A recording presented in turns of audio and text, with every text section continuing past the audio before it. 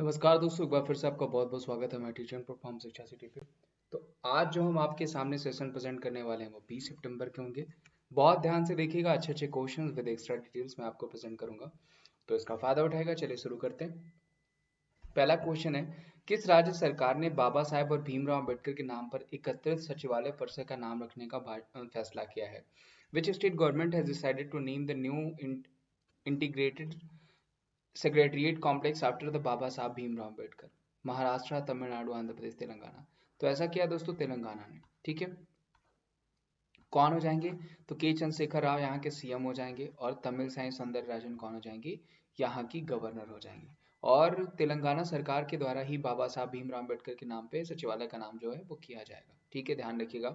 वहीं अगर पूछा जाएगा दोस्तों स्टैचू ऑफ, ध्यान रखिएगा, पूछा जा सकता है स्टैचू ऑफ इक्वालिटी कहाँ बनाई गई? तो वो कहाँ पे बनाई गई? तेलंगाना में ही बनाई गई। ध्यान रखिएगा, पूछा जा सकता है।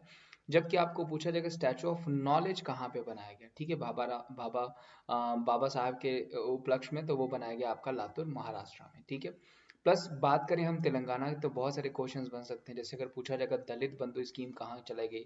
तो तेलंगाना में चलाई गई, वो मैंने आपको बता रखा था पहले भी।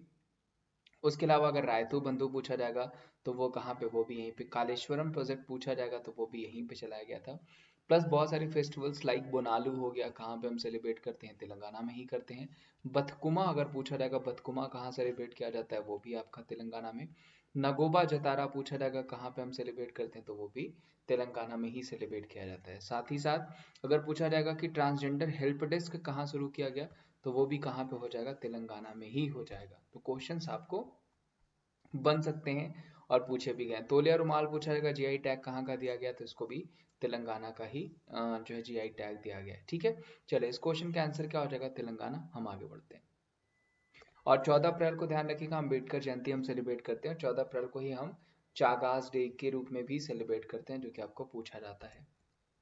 प्रलय मंडल को निम्नलिखित में से किस बैंक का सीईओ अपॉइंट किया गया है? Pralay Mandal has appointed the chief executive officer of which following bank? Federal Bank, Axis Bank, IndusInd Bank या फिर सीएसबी बैंक? तो देखिए जो सही आंसर हो जाएगा वो हो जाएंगे सीएसबी बैंक के। सीएसबी के बैंक का अगर पूछा जाएगा सीईओ किसे अपॉइंट किया गया, तो वो किया गया प्रलय मंडल को। ध्यान रखिएगा 1920 में स्टैब्लिश हुआ था। हेडक्वार्टर कहाँ पे हो जाएगा? केरला में हो जाएगा सीएसबी बैंक। ठीक है, बेलग्रेड सर्बिया में 53 किलोग्राम वर्ग में कांस्य पदक जीतने के बाद विश्व चैंपियनशिप में 2 पदक जीतने वाली पहली भारतीय महिला पहलवान कौन बनी? Who has become the first India woman wrestler to win the 2 medals at the World Championship after clinching a bronze in the 53 kilogram category in Belgrade Serbia? Babita Phogat, Sakshi Malik, Vinesh Phogat या अंशु मलिक? तो जो सही आंसर हो जाएगा दोस्तों वो हो जाएंगे विनेश फोगाट। विनेश फोगाट से देखिए बहुत ही इंपॉर्टेंट क्वेश्चन बनता है। लॉरियस अवार्ड, ध्यान रखिएगा, ये वर्ल्ड का हाईएस्ट स्पोर्ट्स ऑनर होता है। लॉरियस में अगर पूछा जाएगा नॉमिनेट होने वाली पहली भारतीय खिलाड़ी कौन है, तो वो विनेश फोगाट ही हैं, जिनको 2019 में नॉमिनेट किया गया था come back of the year के लिए। अवार्ड था खैर टाइगर वुड्स को दिया गया था, लेकिन विनेश फोगाट ध्यान रखिएगा नॉमिनेट होने वाली पहली खिलाड़ी हैं। ठीक है, जिनको पूछा जा सकता है 2018 या 19 में इनको नॉमिनेट किया गया था। जबकि लॉरियस जीतने वाले पहले भारतीय खिलाड़ी कौन हो जाएंगे? तो वो हो जाएंगे सचिन तेंदुलकर, जिनको एक सब कैटेगरी में दिया गया था, जिसको स्पोर्टिंग मोमेंट के नाम से हम जानते हैं। ठीक है, sporting moment award Sachin Tendulkar को दिया गया था। जबकि सबसे पहले लॉरियस में अगर पूछा जाएगा किसको जो है कि नॉमिनेट किया गया, तो वो किया गया था जो है कि विनेश फोगाट को। 1999 में ये लॉरियस अवार्ड शुरू हुए थे। इस बार अगर पूछा जाएगा तो मैक्स वर्ड्समैन को प्लेयर ऑफ द ईयर पूछा, sports person of the year male पूछा चुना गया है। जबकि एलेना थॉम्सन हेरा को sports person of the year female चुना गया है। ठीक है, उसके अलावा टॉम ब्रैडी मैंने आपको बताया था, लाइफ टाइम अचीवमेंट पुरस्कार हो गया। Comeback of the year पूछा जाएगा स्काई ब्राउन हो जाएगा। Breakthrough of the year पूछा जाएगा तो एमारा डुकानो हो जाएगा। ये सारे लॉरियस के की कैटेगरी से संबंधित अवार्ड हैं, क्योंकि आपको पूछे जा सकते हैं। ठीक है, Ambedkar and Modi reformers ideas performs implementation पुस्तक का विमोचन किसने किया? देखिए विमोचन किससे पहले अगर पूछा था कि फॉरवर्ड किसको किया है, इसने फॉरवर्ड्स किसने दिए यानी लिखे किसने, तो वो किया है इलैया राजा। इलैया राजा ध्यान रखिएगा काफी फेमस जो है म्यूजिशियन भी हैं, प्लस अभी इनको राज्यसभा मेंबर भी बनाया गया है। ठीक है, ध्यान रखिएगा, तो पूछे जा सकते हैं।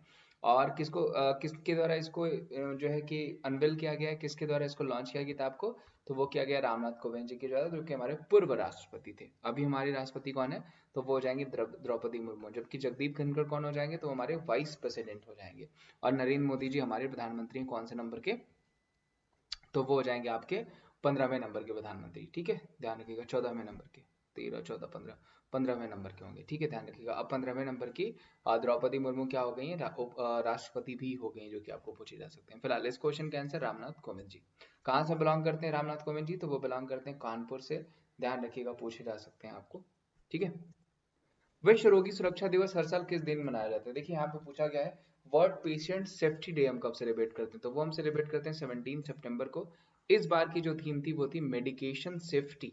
इस बार की जो थीम क्या थी, मेडिकेशन सेफ्टी थी। अगला क्वेश्चन ले लेते हैं, when is world bamboo day celebrated? World bamboo day हम कब सेलिब्रेट करते हैं? देखिए वेरी वेरी इंपॉर्टेंट, पूछा जाएगा कंफर्म आपको।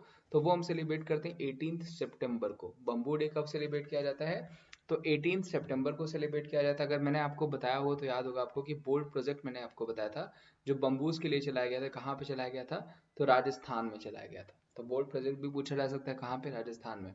और 18 सितंबर को चलाया गया था, सॉरी राजस्थान में चलाया गया था। 18 सितंबर को हम बम्बू डे सेलिब्रेट करते हैं, बांस दिवस के रूप में सेलिब्रेट किया जाता है, ऑब्जर्व किया जाता है, ध्यान रखिएगा। हाल ही में संपत्ति पंजीकरण को डिजिटाइज करने वाला देश का पहला राज्य कौन सा बन गया है? Which state has become the first state to digitise property registration recently? Odisha, West Uttar Pradesh, Maharashtra या फिर मध्य प्रदेश? तो देखिए जो सही आंसर हो जाएगा वो हो जाएगा आपका महाराष्ट्र। ठीक है, अगर पूछा जाएगा आपको कि प्रॉपर्टी डिजिटाइज रजिस्ट्रेशन किसने शुरू करा, तो वो शुरू करा है महाराष्ट्र ने, जो कि आपको पूछा जा सकता है। यहाँ पे 1 नंबर का क्वेश्चन ये बन सकता है। उसके अलावा मैंने आपको बताया था 5 जो है कि आपका 5 स्टार प्लान किसके लिए शुरू किया गया था, तो पोस्ट ऑफिस के लिए शुरू किया गया था। कहाँ पे, महाराष्ट्र सरकार के द्वारा ही। प्लस लोन फॉर प्रिजनर्स पूछा जाएगा तो वो भी महाराष्ट्र सरकार के द्वारा ही पूछा जा सकता है आपको। चलो एप्लीकेशन हो गया। प्लस अगर पूछा जाएगा आपको कि वुमेन जो है कि सिंबल यूज करने वाला पहला राज्य कौन सा हो जाएगा, तो वो भी आपका महाराष्ट्र ही हो जाएगा, जो कि आपको पूछा जा सकता है। ठीक है, आगे बढ़ते हैं। महाराष्ट्र के सीएम अभी ध्यान रखिएगा एक नाथ शिंदे, अगर आपको पूछा जाता है तो। और भगत सिंह कोश्यारी कौन हो जाएंगे आके, गवर्नर साहब। ठीक है, Which country has hosted the World Water Congress and Exhibition 2022 recently? Very very important, ध्यान रखिएगा। हाल ही में किस देश ने विश्व जल कांग्रेस प्रदर्शनी 2022 की मेजबानी की है, तो वो करी है डेनमार्क ने। ध्यान रखिएगा। जबकि मोबाइल कांग्रेस पूछा जाएगा तो वो हो जाएगा स्पेन, स्पेन के बार्सिलोना में हुआ था।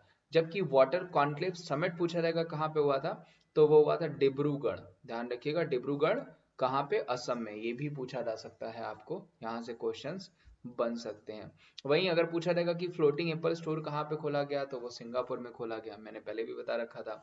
मलेशिया के साथ हमारा ध्यान रखिएगा हरीमऊ शक्ति जॉइंट एक्सरसाइज होता है। और मलेशिया ही एक बरसामा फील्ड करके एक ज्वाइंट मल्टीनेशनल जो एक्सरसाइज कराएगी, जो कि आपको पूछा जा सकता है, जिसमें ऑस्ट्रेलिया है, न्यूजीलैंड है, यूके है। तो ये आपको पूछा जा सकता है। ठीक है, ध्यान रखिएगा। और जापान की बात कर लें तो देखिए जापान से बहुत सारे क्वेश्चन बन सकते हैं। सबसे पहला तो आप हमारे यहाँ जो है धर्म गार्डियन हो गया, उसके अलावा सीनियो मैत्री हो गया, और सहयोग काजिन हो गया। ये जो ज्वाइंट एक्सरसाइज होते हैं हमारे किसके साथ होते हैं, वो जापान के साथ होते हैं। तो ये सारे क्वेश्चन आपको बन सकते हैं। आगे बढ़ते हैं। 61वां Subroto Cup international football tour touring means under 14 किसने जीता है? बेसिकली पूछा गया किसने जीता है, तो वो जीता है मणिपुर ने। ध्यान रखिएगा 61st अंडर 14 जो होगा आपका school competition Subroto Cup international किसने जीत लिया, तो वो जीत लिया मणिपुर ने। वेरी वेरी इंपॉर्टेंट, पूछा जा सकता है आपको। इसको मणिपुर कर लीजिएगा, जो सही आंसर हो जाएगा वो क्या हो जाएगा, वो मणिपुर हो जाएगा, जो कि आपको पूछा है। अभी सैफ कप पूछा जाएगा तो वो इंडिया ने जीता है। ठीक है, वो मैंने आपको पहले भी बता रखा था, पूछा जा सकता है आपको।